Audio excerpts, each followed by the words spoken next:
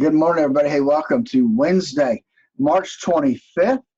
Yesterday was a great day, record highs. I'm sure David and I will talk about that. We started out good today. We've got a lot of information to talk about, stimulus package, that type of stuff coming out. And we've seen a big bounce yesterday. Maybe not so much today. We'll have to wait and see. But let me remind you that we're here for you, whatever you may need. We are going to do a Ask Phillip Anything virtually this coming Saturday. If you'd like to get in on that, like our page at Facebook, Statler Financial Services. We'll post it there, as well as send out an email. You can email us at statlerfinancial@gmail.com to request to get an invite to that meeting. So with that said, Dave will be here momentarily. I'm glad you're here today. It's 8:41 now, 19 here before 9. We're checking in on your money and see what's going on Wall Street today. Boy, has it been a downer for the last week or so, until yesterday. There's an old saw on Wall Street about buy on the rumor, sell on the fact, and today basically boils down to the poster for that. Let's see what's happening with Phillip Statler down at the office of Statler Financial Services in downtown Sebring. Bought on the rumor yesterday. It looks like we're going to sell a little bit on the fact today, Phillip, right? That's what it's looking like. It definitely, the futures have gone all over the place. I mean, about 130 when they came to an agreement. At least the Senate came to an agreement. It hasn't been voted on yet. It'll be voted on later today. But they came to an agreement to be voted on. Man, we saw futures bounce huge. I mean, we saw huge increases in the futures. However, as people started to digest or at least try to find information, the details really aren't out there yet. The only thing I have seen is that if a corporation takes the money, the help from the government, they won't be able to purchase their own stock, buy back stock for a year from whatever point in time the assistance stops. They have to wait 1 year before they can start any kind of buyback programs. And you know, those stock buybacks were one of the things that even President Trump said, yeah, I don't like that either. I just as soon to get out. So they did that $2 trillion stimulus program. Probably, we're pretty sure, including checks for us, but we don't really know too terribly much. I was talking about buying on the rumor yesterday was party time as it looked like it was getting close. And as you mentioned, Phillip, the futures went up from that quote unquote high point from yesterday, added almost $1,000 as soon as the agreement got announced after midnight last night. And what really caught my eye was as soon as they hit that peak after that, all of a sudden, we started falling right back down where we were again as folks start saying, whoa, wait a minute. Now we've got the fact we need to sell again, right? Yeah, it definitely seems that way. I don't know. I mean, you look at what different people are saying. You read things that, hey, one guy, this big bond guy says, hey, I think it's time to get back in.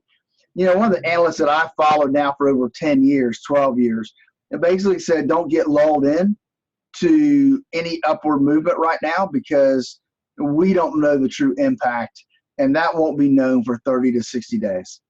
Absolutely. And we also really don't know where the resistance level is. Timing a market is never a good idea, but if you're one of those people that are in a state of life and a time of life where buying toward the bottom is a good idea, trying to time it, we don't know. It begins to look like the 19,000 range or so is kind of a hard bottom based upon what we've seen, but who knows? Nobody has any idea whatsoever, do they? Well, they don't. And remember, we've got 5-6 days before the end of the quarter.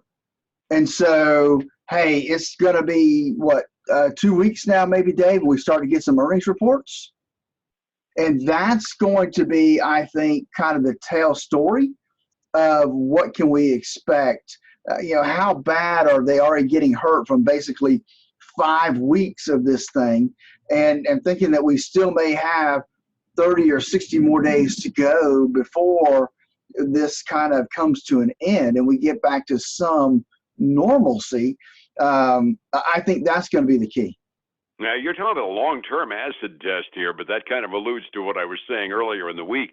One of the reports I'm not looking forward to seeing is that first-time unemployment claim report that comes out tomorrow morning, because heavens to Betsy, I mean, now there's a possibility it could be in the hundreds and hundreds and hundreds of thousands of first-time jobless claims. It's going to kind of turn the picture of what we've been saying about employment around right on its tail, isn't it? It really could. A matter of fact, I mean, I've seen people say it could be millions. I mean, we could get over 1 million first-time unemployment claims on Thursday. A distinct possibility. All these states shutting down the restaurants, a whole lot of service sector employees being out of work all at once. It could conceivably, nightmare scenario, be a 7-digit increase in unemployment claims last week. Yeah, it really could. And this will be a kind of an indicator. I'm thinking now with my tax hat, a lot of waiters and waitresses, wait staff, they don't claim their tips, and this is going to come to a point where they may wish they had, because your unemployment rates are based upon your earnings record, and so this is going to be they may have a rude awakening. The double edge to the underground economy, right? Exactly. Absolutely. Yeah, it's going to be interesting. And as I said, Thursday, what the market's reaction to it is going to be is what we're really going to be interested in seeing. Nobody's going to be shocked if we have a monster increase in unemployment claims. Biggest shock we'll have would be if it's not a monster increase. But, how the market reacts is really going to be the tail of the tape. And as you say, that's going to be kind of our warning shot for earnings season, which is, as you say, not very far off. And when we start seeing those really crummy corporate reports coming out, and we're probably going to see some, that's going to be kind of on the scary side, whether or not we're going to react in a circumspect fashion or whether we're not going to go into another panic run. You're right. And that's going to be, how do we look at that, and what's that going to do to the, earnings per share numbers? What's that going to do to, the different averages that people look at when they start looking at stock prices? And so the PE ratios, it's going to affect those significantly. And so that's how a lot of people value their stocks, those stocks that they want to buy. And so based on those PE ratios, the value of stocks are going to diminish.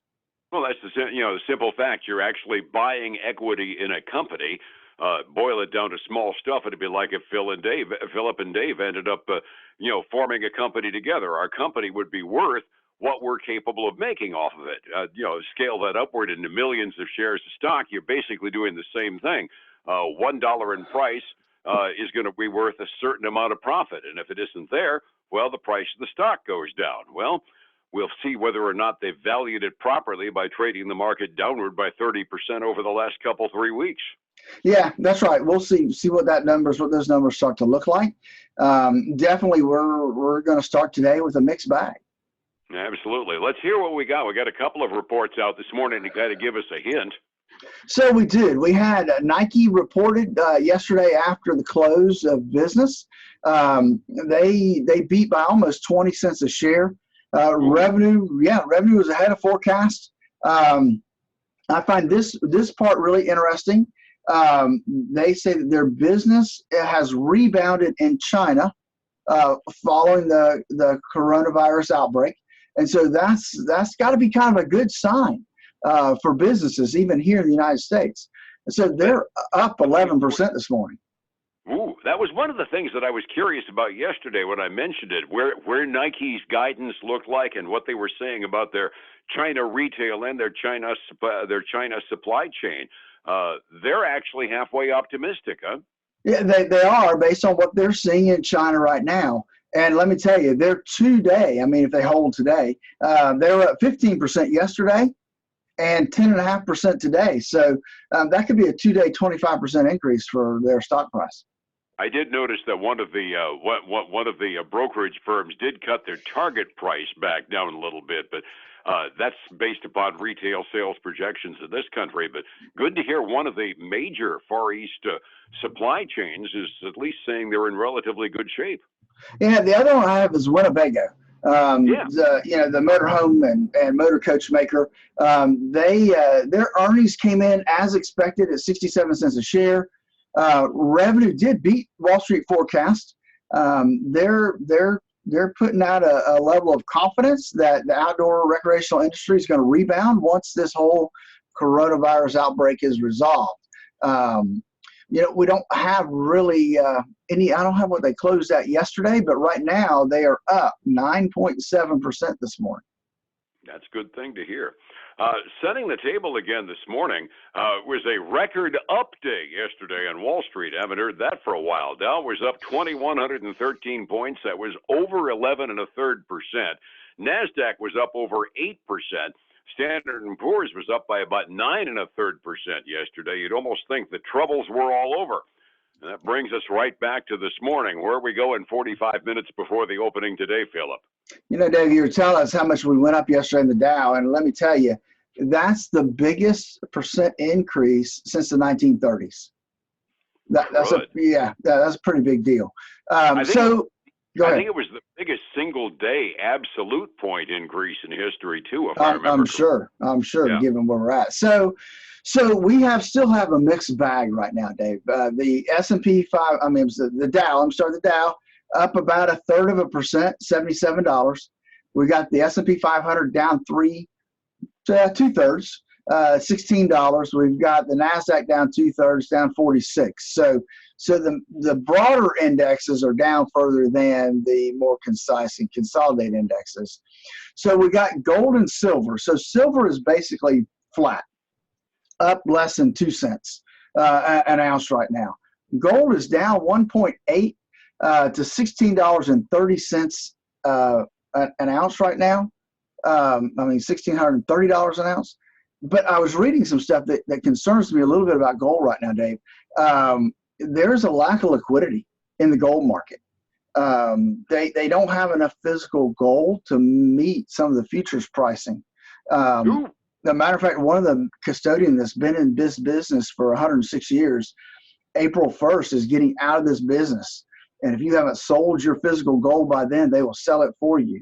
And so they're getting out of that custodial business because they're having a hard time putting their hands on the physical gold for folks. So I found that interesting. That's something we'll have to continue to watch. And Absolutely. Then we have crude oil down 2.3% right now to $23.50 a barrel. Okay, well, it looks like we're at trading range for the moment on crude oil, doesn't it? It kind of does. Yeah, it really does. Asian markets generally celebrated our good day yesterday. They were all up markedly at their early morning close. Europe is kind of watching us carefully. We got a mixed bag in Europe. British markets up. German markets are down by a bit this morning, halfway through their trading day. Phillip, it's time to make an appointment, time to get people in and talking, maybe just on the phone, given social distancing, but advice to make sure our retirement is a productive one. How do I find you? They can call us, 863-382-0037. You're right. They can schedule a phone meeting. We can do a Zoom conference meeting. So we can meet however folks want to do it. We're available. And the other thing I want to mention to folks is like our page on Facebook, Statler Financial Services. And why? Because on Saturday, this coming Saturday, at 10 a.m., we're going to do a Zoom Ask Phillip Anything meeting. So a virtual meeting. And if you like our page at Facebook, we will send out our meeting reminder and event request so everybody knows when that's going to be. And then join us every weekend. We got a brand new show talking about volatility this weekend on the radio.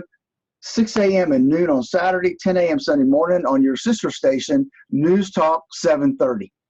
All righty. We'll be back here again tomorrow morning. And once again, remind them that Facebook page is Statler Financial Services.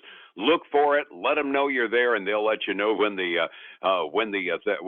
Ask Phillip Anything virtual conference is to remind you. All right? Thanks, man. I appreciate it. You have a great day.